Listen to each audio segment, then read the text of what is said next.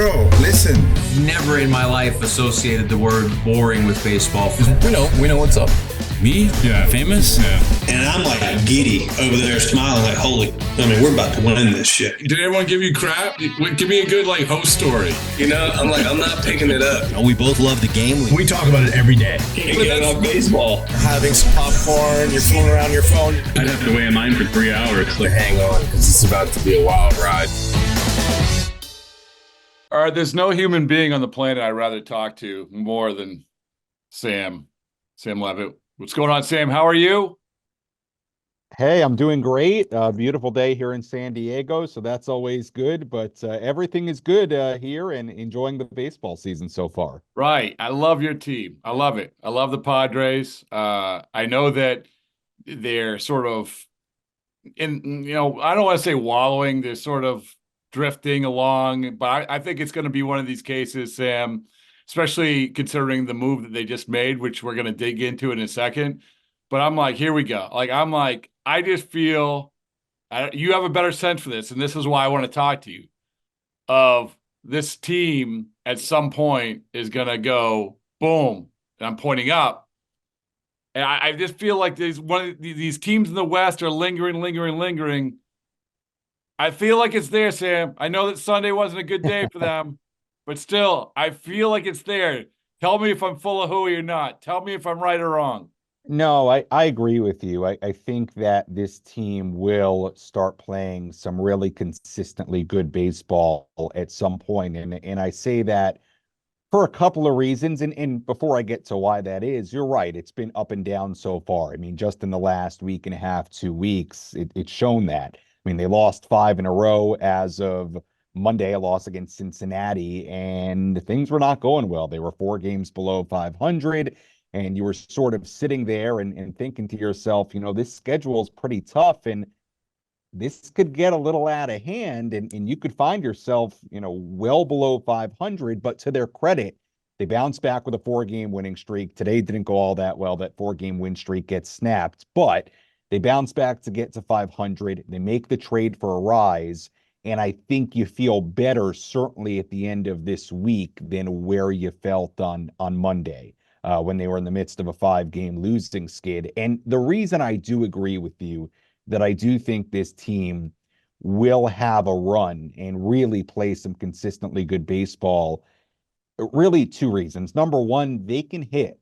I think this lineup, especially with the addition of Arraez, if they can get what you hope they'll get from the big 3 of Manny, Tatis, and Bogarts, along with Jake Cronenworth, who's having a bounce-back season, along with Ha-Seong Kim playing better, along with Jackson Merrill putting together a really nice rookie campaign. Jurickson Profar has been unbelievable. He has been so good this year for a guy that, they brought in on just an $1 million deal. Luis Campusano's had some really good stretches out of the catcher spot. And now you add Arraez. The point being, there is the potential for this lineup to be long and do some really, really good things consistently. So that's reason one. But I think reason two, you talk about the potential of the rotation. If Darvish can settle in a little bit, he was much better coming off the IL his last start. Unfortunately, we found out today, and we're recording this on Sunday, Joe Musgrove going on the IL. Doesn't sound like anything overly serious with some tricep tendonitis, but he is going on the IL. And then Dylan Cease has been great so far as a Padre. And Michael King, I think, has really shown flashes of what he can be. And as long as he limits the home runs, I think he's going to be just fine. I think he's going to be very, very good as a starting pitcher. He has the stuff to do it. So you can sort of tell, and the bullpen's been pretty good for the most part. And it's a pretty deep bullpen at this point, especially from the left-handed side. I think if the rotation can really get rolling and they get what you think they'll get from their stars, yeah, I do think there's a run in here. They've got a tough schedule still for another month and a half, but I'm with you. I think there is a run in here. I think there is consistently good baseball that can very, very much potentially come. So there's a lot of, I think, at this point, untapped potential in this team that I don't think we've necessarily seen yet, and we haven't seen consistently yet. I want to loop back to the vibe, a lot of what vibes of what you're talking about, but I don't want to bury the lead, and that's obviously what you said, Arraez. Yeah. It was really the talk of baseball throughout the weekend, heading into this new week. You just don't see trades, certainly of this magnitude, this early in May. We can do the exercise. I believe me, fan bases scream and yell for these type of trades in early May, and the GMs just say that you just can't do them. And lo and behold, here you go. I'm just going to open the floor to you, man. Like, I'm just going to open the floor to you. What is the feeling about this, how this impacts this team? I think the reaction from the fan base was very positive, and I think that's for two reasons. Number one, Arraez is such a unique player and such a unique hitter, and I think he fits in really well with this lineup. Somebody that can get on base and hit for obviously a super high average above the guys like Tatis and Cronenworth and Machado and Bogarts and even Profar with what he's doing right now. So I think number one, the player you got, and you got him until the end of next season at the very least. I think that says a lot. The Padres gave up some talent. I thought the Marlins got a good return. I thought the timing of the trade obviously was really interesting. I mean, doing it on May 3rd, and obviously I think, if you're a Marlins fan, maybe you feel differently about it because you made the trade so early. Well, you waved the GM Peter Bendix Right. waved the white flag. It's not Right. It's not a metaphorical. It's literally, he might as well take it out of his pocket and waved it in front of the microphones, which he did verbally. So that's the thing. I mean, along with having a trade in early May, you don't have a GM saying we give up that early. Anyway, go ahead. I'm sorry. Yeah, no, look, I think the prospect package the Marlins got back is a good one. I think Dylan Head is somebody who's young. He was a high school outfielder from last year's draft, playing at low A, but he's got tons of speed and obviously has a ton of potential being a first round pick. Morrissey, Martorella could very much be big leaguers and good hitters. The Padres, I know with Morrissey, were really high on him, gave him a real look during spring training, elected to put him back at Double-A when camp broke. And obviously Usako, they got as well, the reliever that the Padres signed from Korea. So I don't want to focus too much on the trade package because really that's a Marlins thing now. But I think my take on it was this, because look, in the offseason, obviously, the Padres made a lot of moves. They traded Juan Soto. They shed a ton of payroll. And I think for some people that only paid attention to that, they may look at it and say, well, why are the Padres then going and trading for Cease? Why are they going and trading for Arraez? Well, there are two reasons for it. Number one, they have, and this is a credit to AJ Preller, they have a minor league system that he's rebuilt so quickly that they have the prospect depth to do it from. I mean, they were able to make this trade while not touching any of their, albeit younger, top of the line position player prospects. They didn't have to touch any of their pitching prospects. And some of those guys are pretty close to major league ready. And I think maybe a couple of them could even contribute as early as this year. So they had the prospect capital to do it. And also, this is not a situation, despite the Padres trading Soto, despite the Padres reducing payroll significantly, where you're looking at them saying, well, they have no chance to win. No, this is a team that has Manny Machado, Fernando Tatis Jr., Xander Bogaerts, Jake Cronenworth, who's having a bounce back year, Musgrove, Darvish. They add Cease, obviously, right before the season started. This is a team that number one, I think, can find a way into the postseason with the expanded field. But if they get there, based on their pitching and the star power in their lineup, they could certainly make a lot of noise in the postseason like they did in 2022. So they're in a position where, I think two things can be true at once. They need to keep developing, building from within. I don't know that they're going to spend the type of money they've spent in years past, but there is a window with the Padres to win right now and make a lot of noise right now. And those two things can be happening simultaneously. And that's why I thought, credit to AJ Preller. I thought the move made a lot of sense. And I don't feel like they gutted the farm system to do it by any means. So, and the player you got back in Arraez, I think, is a great fit for this lineup. Well, and we can go down a list of people who've actually been coming on this podcast, and Rich Hill said it was the best hitter that he's ever seen. Charlie Blackmon, basically said what he did, what he's doing, and what he did is like one of the most incredible things in baseball.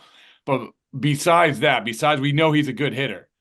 Why was he the right fit for this team? I think you touched on a little bit, but for a team to target, and a lot of this is going to come out, I think, in the next couple of days, probably.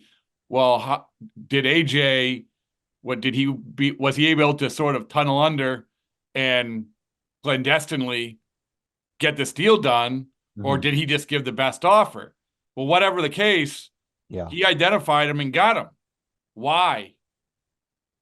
Yeah, look, I think obviously Arraez, it goes without saying, all you have to do is just look at his numbers over the course of the past handful of years. He's one of the best pure hitters in the game. And the reason I think he fits well in this lineup is because they could use that on base, spraying the ball around the field kind of guy. I think also Arraez is a great fit for Petco Park, which is a big ballpark. There's plenty of room to roam. I can see Arraez using the lines and the gaps a lot. I mean, just, not that Arraez is somebody that I watched every single at bat he took in Miami over the course of the last couple of years, but just watching him yesterday and here today, it's, you can see with his approach. I mean, he's scanning the field, the way he goes the other way, the way he seemingly has an ability to place the ball where he wants to.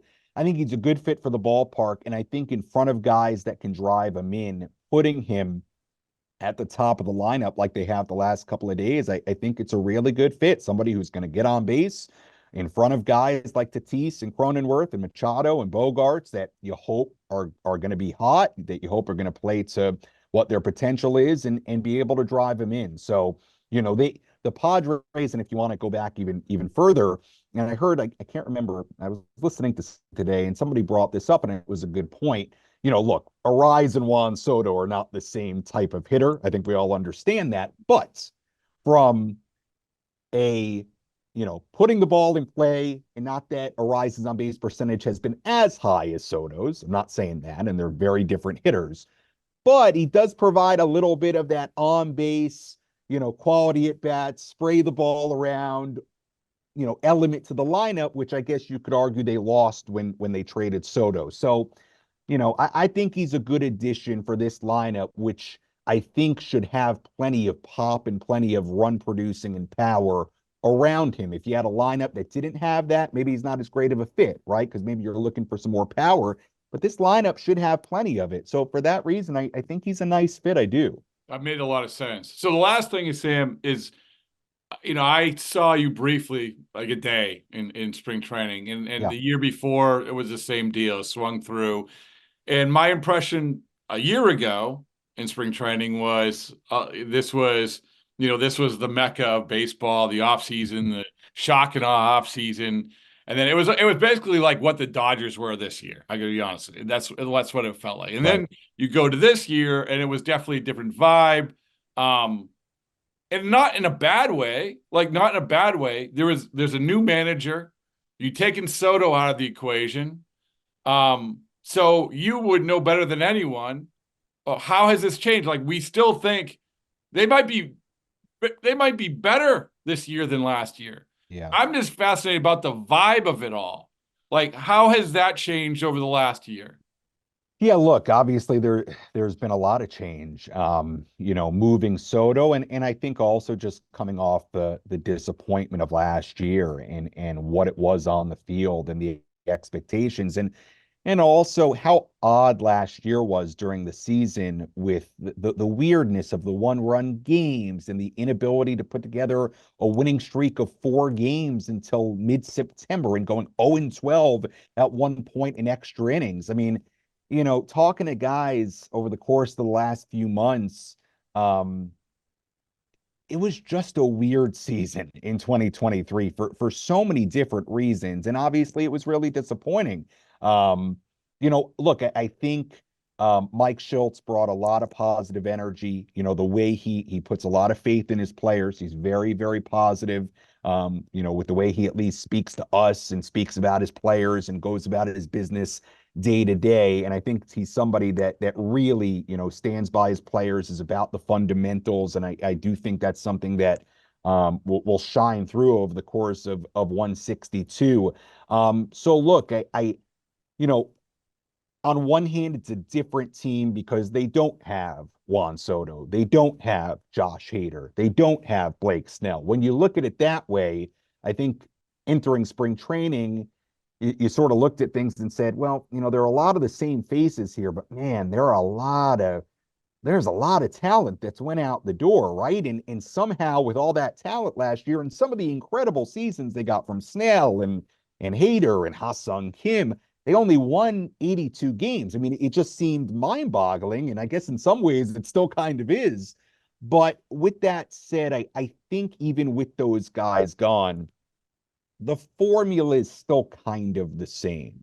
And that's for two reasons. Number one, I think they got to have really good starting pitching. They need Darvish. They need Musgrove to be the best versions of themselves. They need Cease to be really good. They need Michael King to be the centerpiece of the Juan Soto trade they thought they were getting. And look, it's still, and I guess you could add Arraez now to this mix, but they need Tatis, Machado, and Bogarts on a lot of nights to carry the way. They need Manny to be Manny. They need Tatis to be somewhat close to the 2021, production of Fernando Tatis Jr. They need Xander Bogaerts to play better. I mean, I still think they're in a lot of the argument for the Padres. A lot of that goes to, hey, if those guys are who they should be, it's a really good thing, and this team should be all right. So, look, I'm in that clubhouse consistently. The vibes are good. Profar brings good vibes, and he's playing well on the field. So we'll see how it all shakes out. But look, I'll say this as well, and I know this is sort of a long answer, but to me, there have also been, despite them being 18 and 19, some good early indicators that this team is not the one from a year ago, in the sense of they've already won 4 games in a row. They've already shown a propensity to battle back in games. They had a stretch of 3 series, and a game against the Cubs, they were down 8-0, came back to win it 9-8. 2 games in LA, they were down, came back to win it. Like, just the types of wins that they weren't getting last year at all. To me, those were some good early indicators that this year and this team is a little bit different. Now, there's been some ups and downs. They're sitting a game below 500 here on May 5th. It hasn't all been perfect. But I think you've got at least a little sense that it's a different team from a year ago. They've at least won some games that I don't think they necessarily would have won last year. So we'll see how it all bears out over the course of 162. You made me feel better about my prediction, Sam. So I appreciate that. Yeah, no, I don't think you're crazy at all. Look, I'm also, I'm also kind of bullish and high on what this team could be. They need things to go right. They need a lot of different pieces to perform well. But I do think if they do that, yeah, I think this is a team that should be, especially after the trades for Cease and Arraez. Yeah, I mean, but that's the thing, Sam, is that you can't discount. We talk about this at the deadline usually, like 2 or 3 months from now, but you can't discount the impact that message that sends to that team. That to do a trade of that magnitude, it is, we believe in you guys. Not right. To say they didn't believe in before, but it's just another punctuation on that statement. And right. and so for a team like this, where you're sort of hovering, boom, yeah, right. So, yeah, and also I would say that another piece of the Arraez trade, which I don't know if you've discussed, but that's, I think, a very important part of it, is the fact that then after the fact, it got reported that the Marlins were going to eat most of his salary for this season, which for a team in the Padres that is trying to seemingly stay under the CBT, number one, it helps them in doing that, but it also means maybe there is another move to make more towards the summer, towards the trade deadline, if this team is in contention right in the mix. And with AJ Preller, you can't count him out. He figures out ways to get talent here. Not that it's all been, perfect in the way it's played out on the field, but there's one thing you can say about AJ. It's that he's really good at evaluating talent, rebuilding his system, and he will find a way to get talent onto your roster. And I get a feeling that if they are in contention, this team is probably not done. And they do have, because the way they handled the money part of the Arraez trade, they do have, I think, some wiggle room to go do more. We have t-shirts being made. AJ Preller is not boring. That's a fact. He's not boring. Sam, thank you so much. Great stuff. Yeah, you got it. Absolutely. My pleasure.